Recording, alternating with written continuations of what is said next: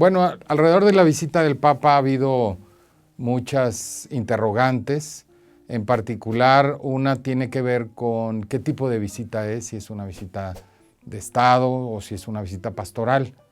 En realidad, casi todas las visitas de los papas en las últimas décadas se denominan como pastorales, puesto que los papas quieren darle un énfasis al carácter religioso de sus visitas. Y solo en muy contadas ocasiones los propios papas utilizan, digamos, su característica o su credencial como jefes de Estado para poder acudir a algunos lugares en donde no necesariamente hay un tema religioso que es el predominante. Digamos, estoy pensando en visitas a países de mayoría musulmana o visitas a países en donde no necesariamente se quiere enfatizar digamos, la cuestión religiosa como parte del mensaje. Sin embargo, pues como se puede entender, el propio Papa enfatiza más bien el carácter pastoral de sus viajes.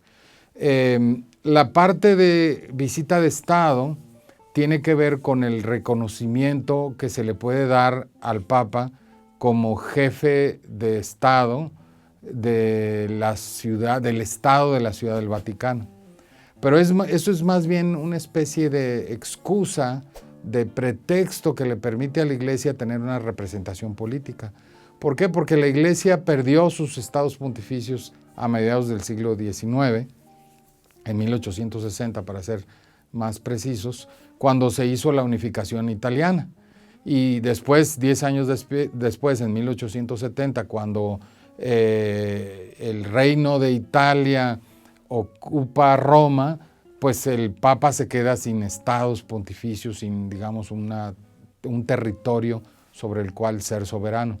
Y desde esa fecha, desde 1870-71 hasta 1929, que se firman acuerdos con el gobierno fascista, con el gobierno de Mussolini en 1929, el gobierno de Mussolini le otorga un reconocimiento con soberanía a la Iglesia Católica en las 44 hectáreas del Vaticano, más otras 44 hectáreas de Castel Gandolfo, más una extraterritorialidad en algunos edificios de la propia Roma.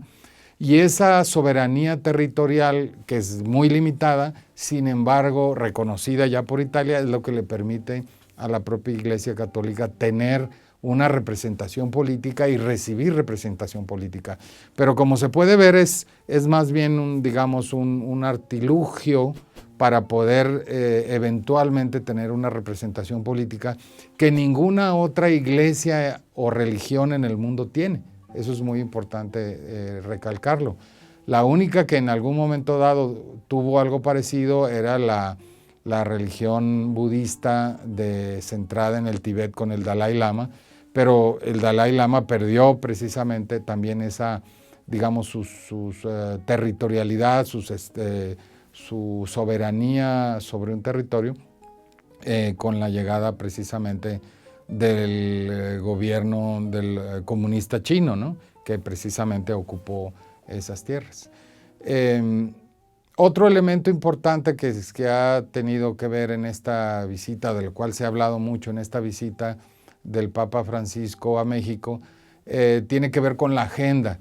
Si es una agenda en la que el Papa viene a hablar sobre política o viene a hablar sobre cuestiones estrictamente espirituales o religiosas.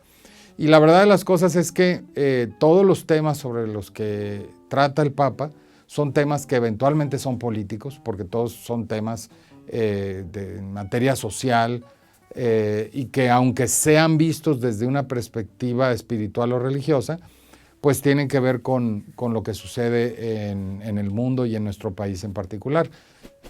Por ejemplo, si el Papa habla de migración, si el Papa habla de víctimas, si el Papa habla de violencia, si el Papa habla de indígenas, si el Papa habla de pobreza, pues obviamente son todos temas de la agenda social del país y por lo tanto tendrá alguna incidencia lo que él diga en cómo por lo menos algunos, observarán lo que está pasando en este país, ¿no?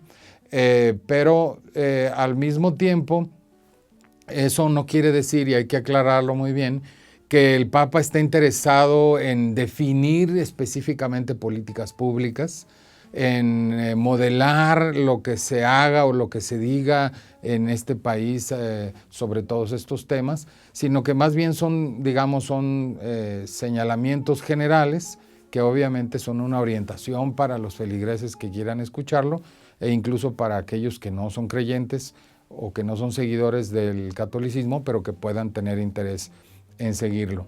Así que el Papa, digamos, para aclararlo, no es que le venga a enmendar la plana al gobierno, pero tampoco viene a apoyarlo. Digamos, el Papa tiene su propia agenda y son esos temas los que va a venir a desarrollar desde su propia perspectiva, por supuesto.